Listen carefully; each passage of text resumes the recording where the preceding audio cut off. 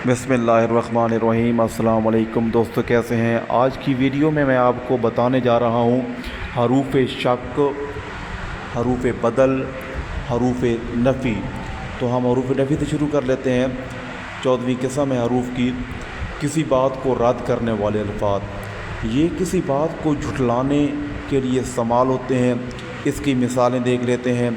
मैंने तुम्हें बुलाया नहीं था, अहमद स्कूल नहीं गया, ये काम हरगिज़ मुमकिन नहीं।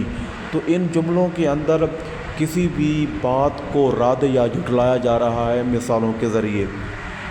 हरूफ की 15वीं किस्म है हरूफ बदल, किसी चीज़ की जगह दूसरी चीज़ को लाने वाले अल्फाज। ये किसी एक चीज़ के बदले दूसरी चीज़ को ज़ाहिर करने के लिए इस्तेमाल होते हैं।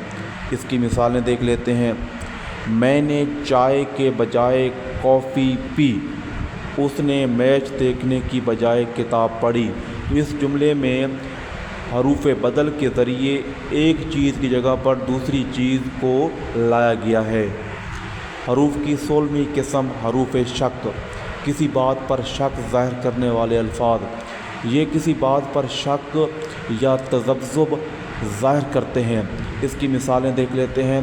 शायद वो कल आएगा, मुझे गुमान है कि बारिश हो सकती है। तो ये ऐसे हरूफ हैं जो कि किसी बात में शक को ज़ाहिर करते हैं।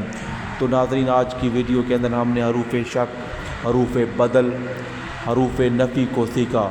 अगर आपको वीडियो पसंद आई है तो वीडियो को लाजमी लाइक और शेयर करें और कमेंट सेक्शन में लाजमी अपनी राय का इज़हार करें।